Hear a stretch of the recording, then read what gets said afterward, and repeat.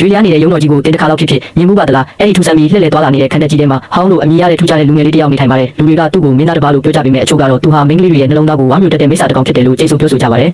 တနေ့မှာတော့မြို့ငယ်လေးတစ်ခုရဲ့အပြင်ဘက်တောင်ကုန်းပေါ်မှာသူ့ရဲ့ရုံတော်ကြီးပေါ်လာတဲ့အခါဒေတာခံမိန်းကလေးတွေဟာစိတ်လှုပ်ရှားမှုတွေနဲ့ပြင်းထန်နေကြပါတယ်ဒါပေမဲ့အေးစစ်စစ်နေတဲ့အုတ်ထုတ်ချုပ်သူမလေးဆိုဖီကတော့သူမရဲ့အလုပ်ကနေခေါင်းတောင်တိတ်မဖော်ပါဘူးသူမရဲ့လိလူရှုမှုဟာတတိရှိလို့မဟုတ်ပါဘူးသူမကိုသူမဟောင်းလို့လူမျိုးဝေးစွာ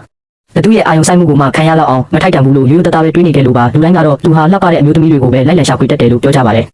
ဆိုင်ပိတ်ပြီးနောက်ဆိုဖီဟာသူမရဲ့ညီမစီကိုတွားလိုက်ခဲ့ပါတယ်လမ်းမှာစစ်သားနှစ်ယောက်ကသူမကိုဝိုင်းထားပြီးနှောက်ယှက်ခဲ့ကြပါတယ်သူမထွက်ပြေးဖို့ကြိုးစားနေစဉ်မှာပဲရွှေဝါရောင်စပင်းနဲ့တစိမ့်တစ်ယောက်ပေါ်လာပြီးသူမကိုခေါ်ထုတ်သွားခဲ့ပါတယ်အဲ့ဒါဟာဟောင်းကိုယ်တိုင်ဖြစ်နေခဲ့ပါတယ်သူတို့တွေလမ်းကြားတွေကနေအမြင်ဖြတ်လျှောက်သွားကြစဉ်တိုင်းတွေကနေအမဲရောင်အရေးတန်းတွေထွက်ပေါ်လာခဲ့ပါတယ်ဟောင်းကသူမရဲ့လက်ကိုဆွဲကင်ပြီးလေထဲကိုပုတ်ပါစွာခုန်တက်လိုက်ကအိမ်ခေါင်မိုးတွေပေါ်မှာကပ်ခုံနေတယ်လို့မျိုးကောင်းကင်ရံထက်မှာလမ်းလျှောက်ခဲ့ကြပါတယ်သူမကိုညီမဖြစ်သူရဲ့ AC ဘေးကင်းစွာပို့ဆောင်ပေးပြီးနောက်သူဟာစကားတခုမှမဆိုပဲပြက်ကွယ်သွားခဲ့ပါတယ်ဒါပေမဲ့ဆိုဖီကတော့သူ့အကြောင်းကိုမတွေးပဲမနေနိုင်ခဲ့ပါဘူး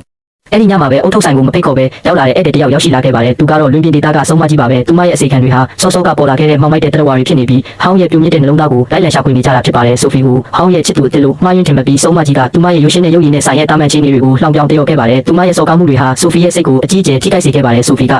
သူမကိုဆိုင်ကနေထွက်သွားဖို့တောင်းဆိုတဲ့အခါဆုံးမကြီးကပြန်မထွက်သွားပဲဆိုဖီကိုချိန်စာတိုက်လိုက်ပါတယ်သူမကိုအသက်60ကျော်အရွယ်အဖွားအုပ်တအုပ်အဖြစ်ပြောင်းလဲပစ်လိုက်ပြီးဒီအကြောင်းကိုဘယ်သူမှဖွင့်မပြောဘူးလေတားမြစ်ပိတ်ပင်ခဲ့ပါတယ်မန်တဲကသူမရဲ့တွေ့လိမ့်နေတဲ့ရုပ်သွင်းကိုစိုက်ကြည့်ရင်ဆိုဖီကဒါဟာတိတ်တော့မဆိုးလာပါဘူးလို့ကိုပြန်ပြောခဲ့ပါတယ်အနည်းဆုံးတော့သူမဟာဖြက်လက်တက်ကြွနေစေဖြစ်ပြီးဝတ်စုံကလည်းထူးဆန်းစွာပဲသူမနဲ့လိုက်ခတ်နေခဲ့ပါတယ်သူမရဲ့ပြုံးမြင့်ခြင်းကိုဆုံးရှုံးလိုက်ရတာဟာသူမရဲ့စိုးရိမ်ပူပန်မှုတွေကနေလွတ်မြောက်စေခဲ့ပုံရပါတယ်ဒါပေမဲ့အိမ်မှာဒီတိုင်းဆက်နေလို့မရတာကြောင့်အထုပ်ပိုးနှိမ့်ငယ်ပြင်ဆင်ပြီးရထားလုံးတစ်စီးပေါ်တက်ကမြို့ကနေထွက်ခွာခဲ့ပါတယ်နိုင်ပေါင်းများစွာလက်လျှောက်ပြီးနောက်သူမဟာတိတ်ဝေးဝေးမရောက်သေးဘူးဆိုတာသိလိုက်ရပါတယ်လန်ခီမှာသူမဟာကျင်းစာတိုက်ခံထားရတဲ့စာချုပ်ရုပ်တစ်ခုကိုကယ်တင်ခဲ့ပါတယ်အဲ့ဒီအတွက်အပြန်လန်အနေနဲ့စာချုပ်ရုပ်ကသူမအတွက်လက်လျှောက်တို့တစ်ချောင်းရှာပေးခဲ့ပြီးခိုးလုံရနေရတစ်ခုရှာဖွေနိုင်မှုကူညီပေးခဲ့ပါတယ်အဲ့ဒီအချိန်မှာပဲမြူနင်းတွေထဲကနေဟောင်းရဲ့ရွေးကြားနေတဲ့ရုံတော်ကြီးဟာသူမရဲ့ရှေ့မှောက်မှာပေါ်လာခဲ့ပါတော့တယ်